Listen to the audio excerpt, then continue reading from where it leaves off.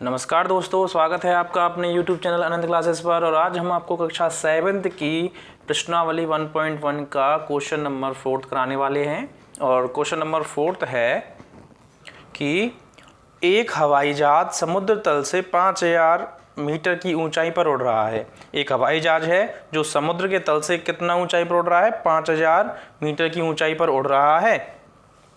यदि एक विशिष्ट बिंदु पर यह हवाई जहाज समुद्र तल से 1200 मीटर नीचे तैरती हुई एक पनडुब्बी के ठीक ऊपर स्थित है, तो पनडुब्बी और हवाई जहाज के बीच की ऊर्ध्वाधर दूरी कितनी है?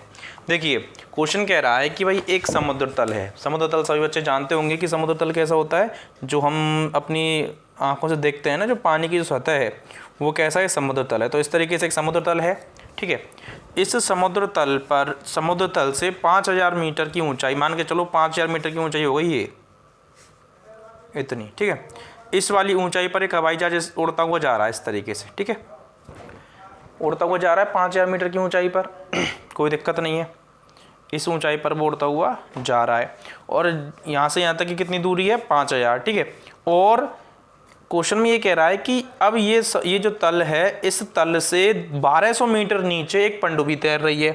यानी मान के चलिए 1200 मीटर हो गया इसका, यहाँ ये वाली लाइन हो गई 1200 मीटर वाली, मतलब यहाँ से लेके यहाँ तक की दूरी तो 1200 मीटर, और यहाँ से लेके यहाँ तक की दूरी हो गई आपकी 5000 मीटर, ठीक है। मतलब ये तल है, तल से 5000 मीटर की ऊंचाई पर एक हवाई जहाज उड़ रहा है इस तरीके से, और एक पनडुब्बी तैर रही है समुद्र तल से 1200 मीटर नीचे की तरफ, ठीक है।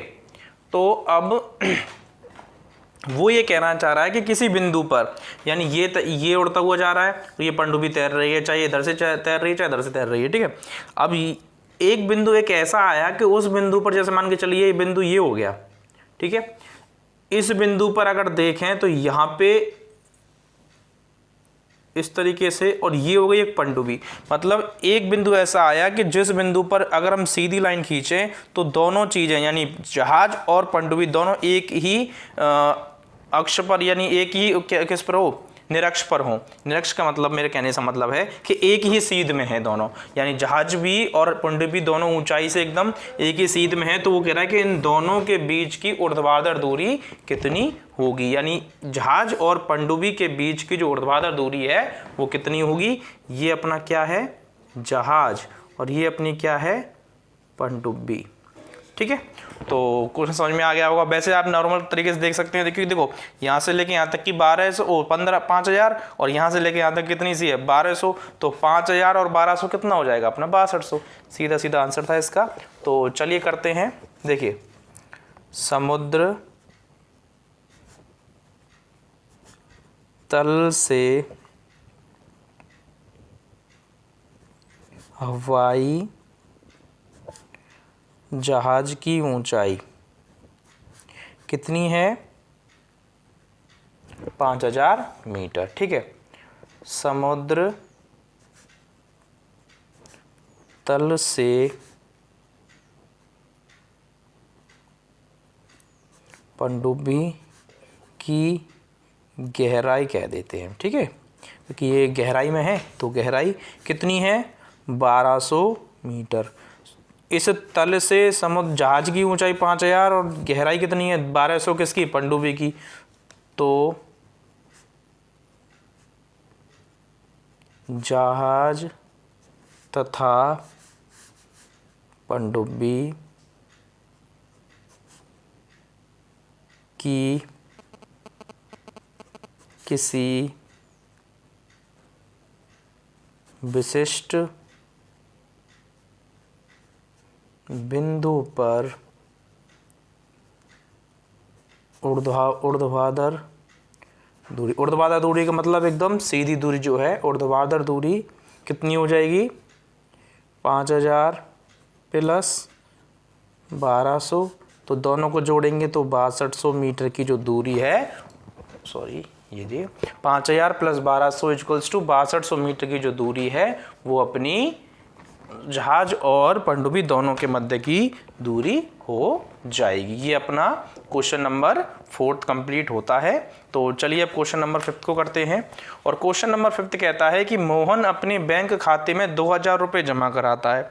ठीक है, कोई मोहन है अपने बैंक खाते में क्या कर रहा है, 2000 रुपये जमा करा रहा है और अगले दिन इसमें से 1642 रुपये यानी 1642 रुपये क्या कर रहा है, वो निकाल रहा है। 2000 रुपये जमा करा रहा है एक दिन में और उससे अगले दिन में क्या कर रहा है, वो 1642 रुपये निकाल रहा है। यदि खाते में निकाली गई राशि को ऋणात्मक संख्या से निरूपित किया जाए तो खाते में शेष राशि क्या होगी। वो कह रहा है कि यदि खाते में निकाली गई राशि उसे माइनस में अगर दिखाएं तो खाते में उसकी शेष राशि क्या होगी। देखिए 2000 रुपये जमा करा रहा है देखो वो 2000 रुपये जमा करा है, 1642 निकाल रहा है और खाते में से निकाली गई राशि को कैसा कह रहा है, वो माइनस का, यानी 1642 अगर माइनस का ले रहा है वो, तो 2000 जो है जमा कराने वाली राशि है वो कैसी होगी, प्लस की। तो चलिए करते हैं। 5वां है मोहन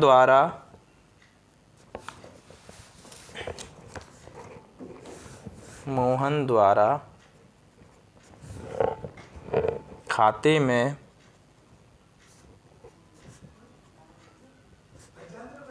जमा की गई राशि इक्वल्स टू 2000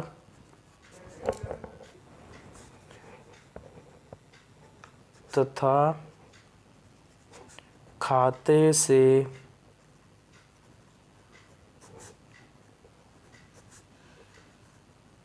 निकाली गई राशि। देखिए उसने कहा था कि निकाली गई राशि को कैसे ऋणात्मक दिखाते, तो माइनस के 1642 रुपये। ठीक है, यानी 2000 रुपये तो उसने निकाले, वो जमा कराए थे और 1642 उसने क्या कर दिए, निकाल लिए। तो मोहन के खाते में शेष बची राशि, देखिए क्या करेंगे, जो जमा कराई गई है उसमें से क्या करेंगे, 1642 घटा देंगे। यानी जमा कराई थी उसने 2000, घटानी कितनी है 1642, आंसर कितना आएगा आपका 358 रुपये। ये अपना क्वेश्चन नंबर 5 कंप्लीट होता है।